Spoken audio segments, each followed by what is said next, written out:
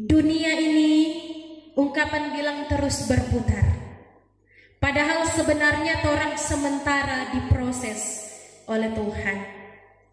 Bisa jadi orang yang awalnya di atas, tiba-tiba dibuat Tuhan menjadi di bawah karena orang selupa diri. Karena orang menganggap apa yang orang capai selama ini adalah karena usaha yang orang lakukan.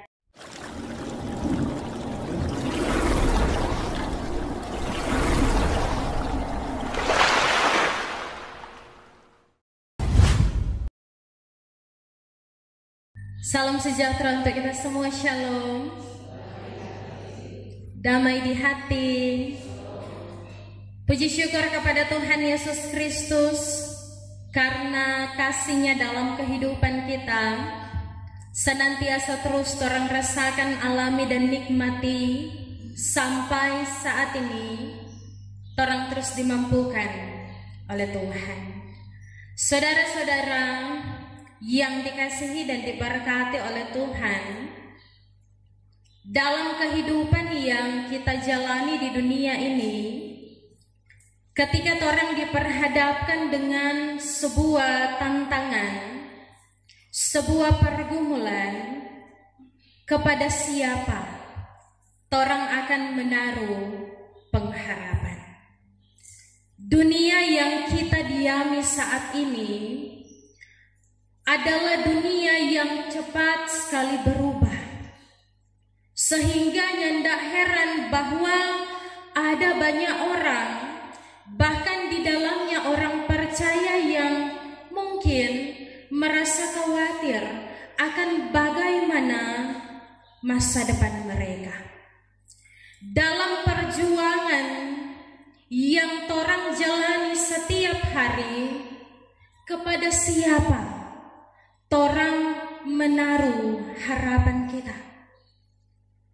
Terkadang orang akui bahwa dengan kekuasaan yang orang miliki, dengan kekuatan yang orang miliki, dengan relasi yang orang miliki, orang sering bergantung pada diri sendiri.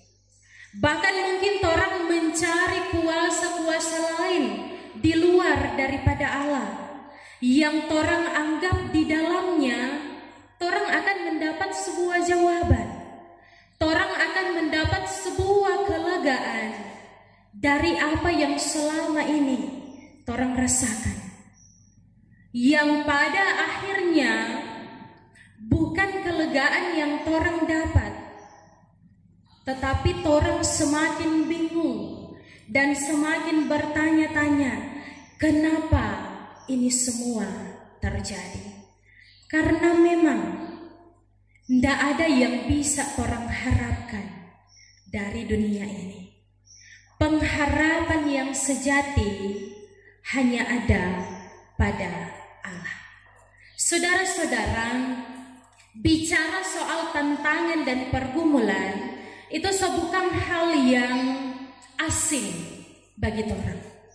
Sudah sangat sering orang menghadapi tantangan dan pergumulan, termasuk tantangan dan pergumulan itu dirasakan oleh umat Israel pada zaman bacaan kita saat ini.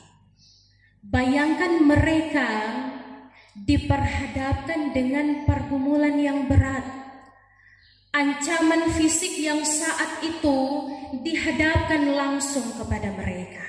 Dan oleh karenanya firman Tuhan di hari ini adalah sebuah penguatan bagi bangsa Israel agar supaya dalam menghadapi berbagai macam tantangan hidup, mereka akan tetap percaya kepada Allah.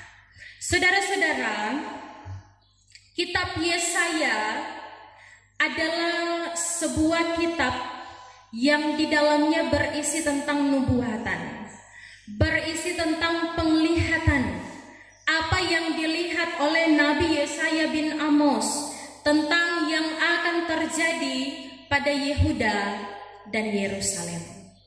Secara keseluruhan memang kitab Yesaya ini memberitakan tentang keselamatan yang berasal daripada Allah bagi umatnya. Dan Yesaya ini adalah nabi yang diutus oleh Allah untuk kemudian melakukan pelayanan dalam kerajaan Yehuda. Bacaan kita di saat ini merupakan satu nubuatan daripada Nabi Yesaya tentang apa yang akan dialami oleh bangsa Israel, di mana mereka akan ditawan di Babel. Mereka akan dibawa ke Babel. Dan dalam ayat 6, kalau orang baca, di situ jelas sekali tertulis, beginilah firman Tuhan, Raja dan Penebus Israel, Tuhan semesta alam, akulah yang terdahulu dan akulah yang terkemudian, tidak ada ilah selain aku. Ini yang diingatkan oleh Nabi Yesaya kepada bangsa Israel, bahwa Allah mengatakan, Tuhan mengatakan bahwa bahkan sebelum ada manusia di dunia ini, Dia adalah Allah. Demikian juga sesudahnya. Tidak ada Allah lain sebelum atau sesudah Dia. Yang mana ini hendak menegaskan bahwa memang Tuhan adalah satu-satunya Allah. Mengapa ini perlu kembali diingatkan kepada bangsa Israel? Mari torang pelajari bersama. Dalam ayat pertama, di situ bangsa Israel disapa dengan Yakub hambaku. Disapa sebagai umat yang kupilih. Nah, itu berarti bangsa Israel menjadi umat pilihan Allah bukan karena mereka yang memilih Allah, tapi Allah yang memilih mereka. Allah yang menjadikan mereka sebagai umat kepunyaannya. Disebut sebagai Yakub karena bangsa Israel ini memang adalah keturunan dari Yakub. Orang ingat bahwa Yakub memiliki 12 orang anak laki-laki dan 1 orang anak perempuan. Dan bangsa Israel ini adalah dari keturunan Yakub, sehingga Yakub disebut sebagai nenek moyang mereka, disebut sebagai leluhur mereka. Oleh karenanya ini bangsa Israel juga disapa dengan Yakub. Nah, di sini ada sapaan hambaku. Kenapa Allah atau Tuhan menyapa mereka dengan hambaku? Ini agar supaya membuat bangsa Israel sadar bahwa sebagai hamba mereka hanya boleh taat pada apa yang menjadi perintah serta ketetapan Tuhan. Torang bisa bayangkan kalau torang pernah atau torang sebagai pekerja atau mungkin torang memiliki orang-orang yang bekerja apa torang. Kong ternyata dorang memiliki 2 tuan. Mungkin ini pekerja akan bingung, kira-kira mau ikut siapa perintah. Tapi berbeda kalau dorang cuma memiliki 1 tuan. Dorang pasti akan dapat melakukan dengan maksimal apa yang diperintahkan kepada mereka, mengikuti apa yang tuannya sampaikan. Nah, hal ini juga yang diinginkan oleh Tuhan, di mana Dia mau agar supaya bangsa Israel hanya tunduk, hanya taat, hanya melakukan apa yang diperintahkan oleh Tuhan sebagai Tuhan mereka. Saudara-saudara, bacaan kita di saat ini memang tujuannya untuk bangsa Israel yang saat itu telah ada dalam pembuangan. Jadi memang ini adalah sebuah nubuat daripada Yesaya tentang apa yang akan terjadi bagi bangsa Israel ini. Dan dalam nubuatan ini Yesaya mengingatkan bangsa Israel untuk memperhatikan cara hidup mereka. Kenapa diingatkan lagi kepada mereka? Karena ternyata ini bangsa Israel adalah bangsa yang juga dahulunya mereka pernah menyembah berhala. Bahkan banyak berhala yang dorang sembah, bukan cuma satu. Oleh karenanya diingatkan bagi bangsa Israel, karena jangan sampai mereka kembali mendapatkan hukuman dari Allah. Memang orang tahu bahwa Allah Bapa kita akan menghukum umatnya ketika melakukan pelanggaran, ketika tidak bertindak sesuai dengan apa yang Dia perintahkan. Tetapi Dia juga adalah Allah yang senantiasa memberikan pengampunan kepada umat yang benar-benar bertobat, kepada umat yang betul-betul mau merubah setiap tindakan mereka untuk bisa sesuai dengan apa yang Tuhan kehendaki. Sama dengan torang sebagai orang tua, ketika torang pe anak bikin kesalahan, ketika torang pe anak banakal, pasti sebagai orang tua, sebagai orang dewasa, torang akan tegur, torang akan marah, bahkan mungkin torang akan memberikan sedikit hukuman. Itu bukan menandakan bahwa torang nyendak sayang torang pe anak, bahwa torang nyendak sayang ini anak-anak kecil, bukan.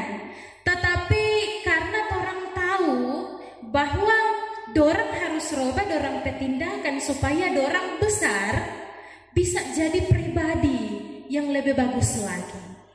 Nah, demikian juga dengan Tuhan. Ketika Dia memberikan penghukuman, bukan berarti Dia tidak mengasihi, bukan berarti Dia tidak menyayangi, tetapi lebih daripada itu, Dia mau agar supaya umatnya dapat senantiasa hidup seperti apa yang Dia inginkan.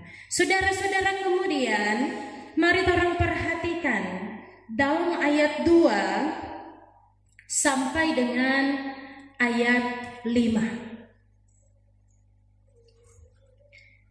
Dalam ayat 2 sampai dengan ayat 5 ini, di situ terlihat bahwa Tuhan memberkati kehidupan umatnya.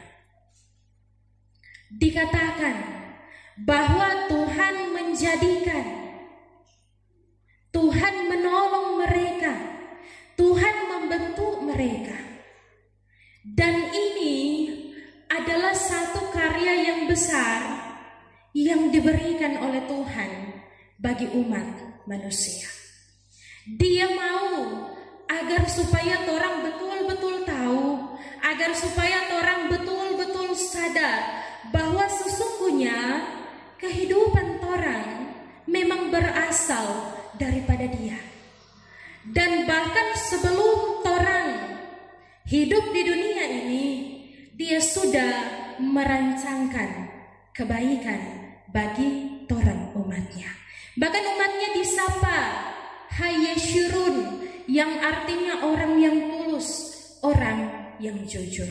Nah, saudara-saudara, dalam ayat ketiga di situ dikatakan bahwa Tuhan akan mencurahkan air ke atas tanah yang haus dan hujan lebat ke atas tanah yang kering.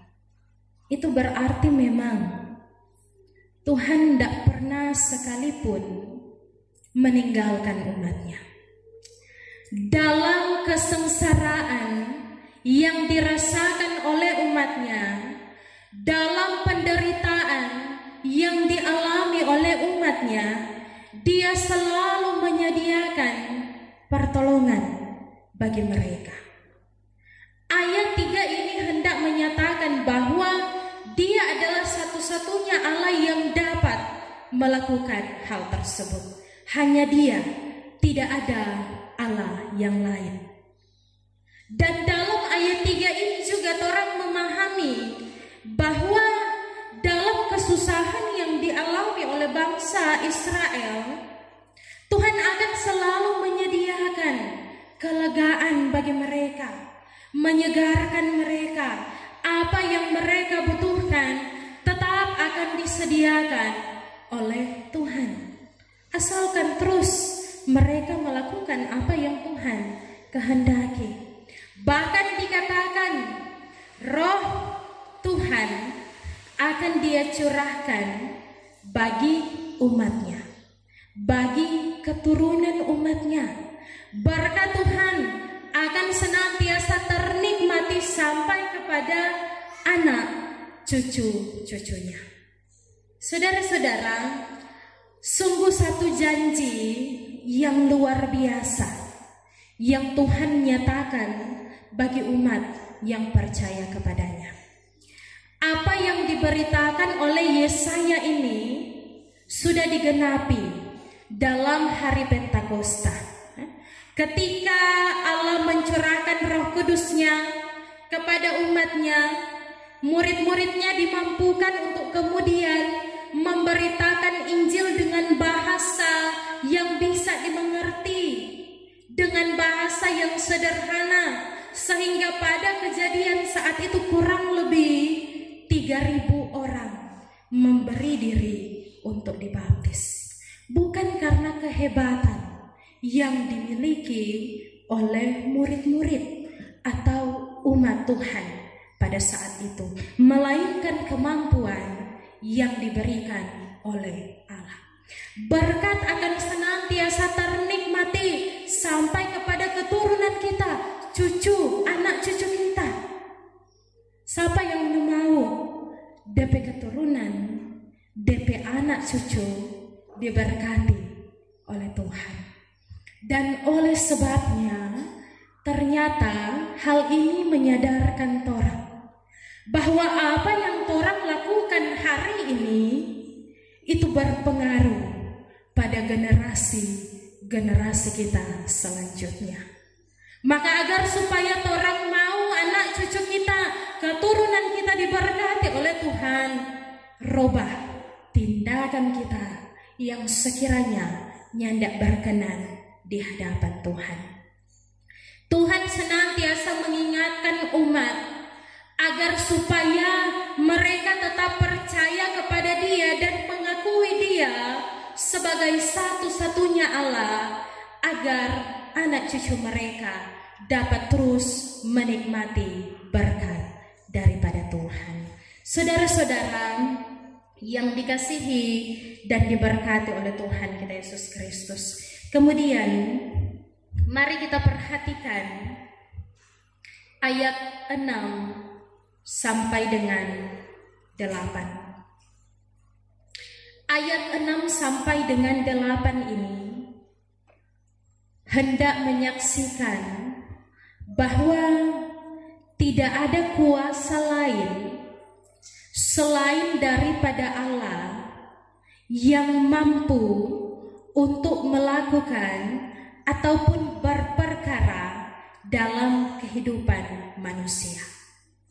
Nyanda ada satupun ilah lain yang dijadikan oleh manusia, yang disembah oleh manusia, yang dapat menandingi kuasa Allah. Sehingga kalau orang tahu hal ini, janganlah lagi orang membuat hal-hal atau mungkin mempercayai hal-hal yang di luar dari kuasa Allah. Sebab orang tahu Tuhan adalah satu-satunya Allah. Sebagai satu-satunya Allah, hanya Dia yang layak untuk orang sembah. Hanya Dia yang layak untuk orang agungkan. Dan hanya perintah serta ketetapannya yang harus torang turuti. Saudara-saudara, bacaan kita di saat ini dalam kitab Yesaya ini sudah sangat jelas pesannya untuk kita semua, yakni agar supaya torang tetap mempercayai Tuhan adalah satu-satunya Allah. Mengapa torang harus mempercayai Dia sebagai satu-satunya Allah? Yang pertama ialah karena Dia yang memilih torang, bukan torang yang memilih Dia. Dan ini adalah suatu hak yang sungguh istimewa yang dimiliki oleh torang umat yang percaya kepada Tuhan. Kedua belas murid Yesus itu dipilih oleh Yesus bukan karena mereka hebat, bukan karena mereka orang terpandang. Bisa jadi mungkin saat itu dorang nyandak dianggap oleh orang-orang sekeliling mereka, tetapi ternyata dorang yang dipilih oleh Tuhan. Pemberitaan yang dorang lakukan sampai kepada torang yang berada di zaman sekarang ini, yang membuat torang pada akhirnya menjadi milik kepunyaan Allah. Sehingga torang harus sadar bahwa sekalipun dunia nyanda anggap torang, sekalipun orang mungkin menganggap torang rendah, orang menganggap torang remeh, tapi ternyata torang ini adalah orang-orang pilihan Allah. Dan torang harus bangga dengan hal tersebut. Torang harus senantiasa hidup menurut apa yang dikehendaki oleh Allah. Kemudian yang kedua adalah bahwa memang seperti yang dikatakan tadi, nyanda ada Allah lain yang seperti dengan Allah yang disembah bangsa Israel, Allah yang torang sembah. Hanya Dia satu-satunya.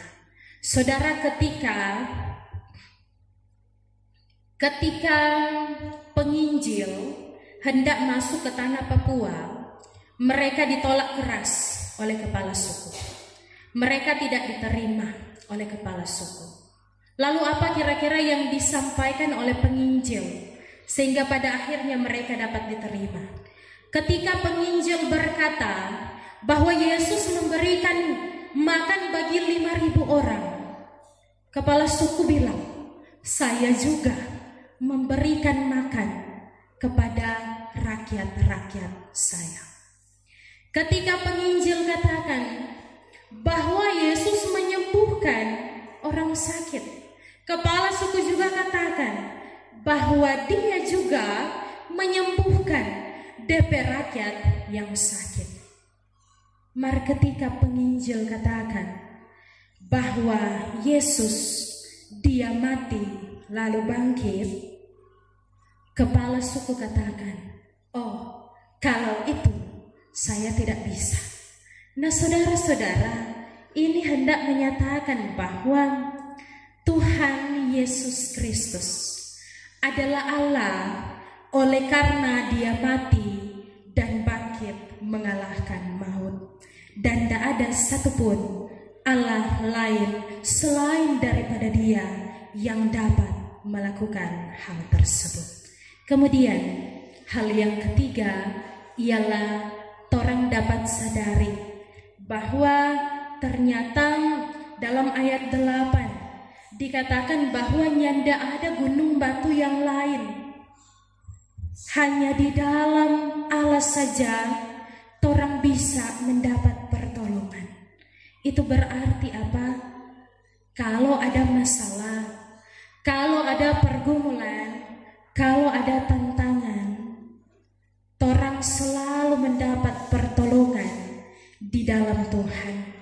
Maka lari Pak Tuhan, datang Pak Tuhan, dekatkan diri kepada Tuhan. Di dalamnya pasti torang akan mendapatkan kelegaan. Di dalamnya orang pasti akan mendapatkan pertolongan, kekuatan untuk dapat terus menjalankan kehidupan yang dipercayakan, sekalipun di dalamnya banyak sekali tantangan dan pergumulan yang Dia izinkan terjadi. Perlu diingatkan kepada orang semua, jangan sampai orang lebih memprioritaskan apa yang orang cari di dunia ini, pencapaian, kekuasaan, harta benda, dibanding prioritas kita kepada Allah. Karena apa yang dipercayakan bagi orang hanyalah sebuah titipan. Dunia ini, ungkapan bilang, terus berputar. Padahal sebenarnya orang sementara diproses oleh Tuhan. Bisa jadi orang yang awalnya di atas, tiba-tiba dibuat Tuhan menjadi di bawah karena orang selupa diri. Karena orang menganggap apa yang orang capai selama ini adalah karena usaha yang orang lakukan. Jadi biarlah orang menjadi umat-umat yang nyandak lupa diri, yang senantiasa sadar bahwa sesungguhnya kehidupan ini benar-benar anugerah dari Tuhan. Apa yang orang miliki itu cuma pemberian daripada Tuhan. Bisa Tuhan ambil kapan saja, sehingga orang harus mempergunakan dengan baik apa yang Dia percayakan bagi orang. Tuhan Yesus tolong mampukan orang semua. Tuhan Yesus juga yang akan memberkati kita. Amin. Firman Tuhan.